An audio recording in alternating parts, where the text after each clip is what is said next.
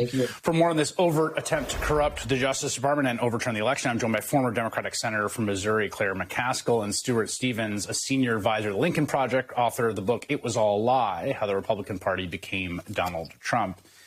Claire, let me start with you. I read this letter a bunch yesterday when it came out, and I just kind of took my breath away. I mean, I think if it come out, there's odds it would have been such a scandal because it's such a scandalous document that it might have precipitated a backlash, greater than its effect.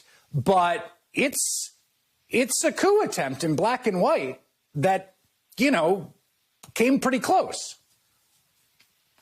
Chris, as I read the letter, I kind of got sick to my stomach because this was a lawyer at the highest level of the Department of Justice. And what he laid out there as a lawyer is so offensive.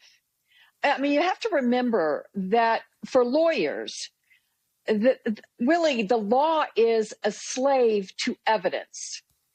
The law has to serve only in the context of factual evidence. And what's really stunning about this letter is there's not one drop of evidence in it.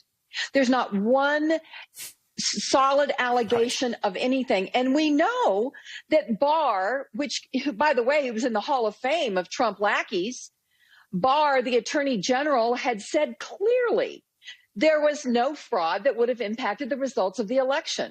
So you had the Attorney General who had done everything almost that Trump wanted him to do, including overturning guilty pleas of other Trump lackeys.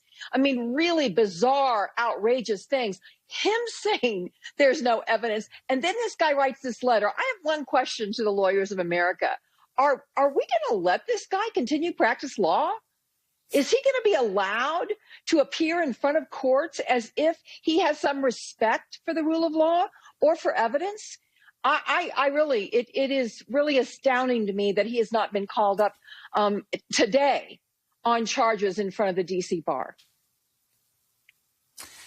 Stuart, I think the kind of optimistic take here, and it's a serious one, is that in the end, Jeffrey Rosen and Donahue, to their credit, fought against it. They created this sort of pact to resign.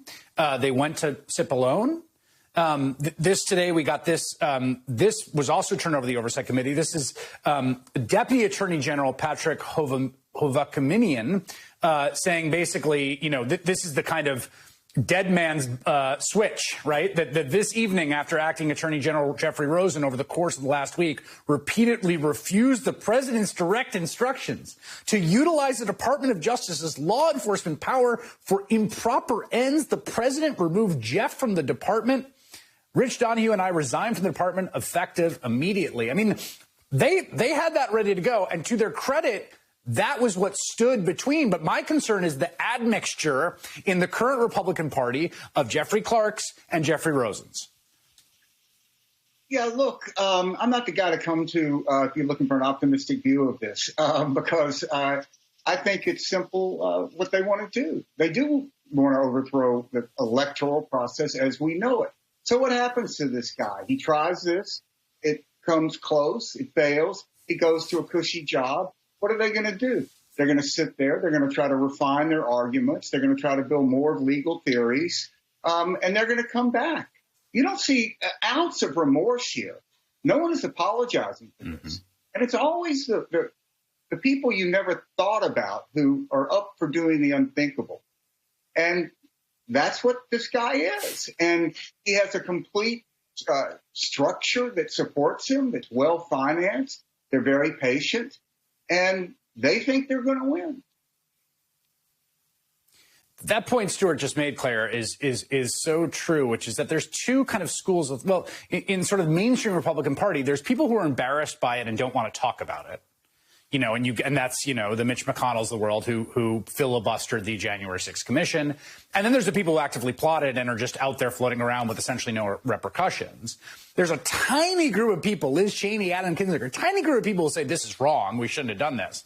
But by and large, it's either denial or cooperation. Well, first of all, we have a couple of things working in our favor. I hate to inject a note of optimism here, but we have a couple of things working in our favor. One is the Republican Party is shrinking.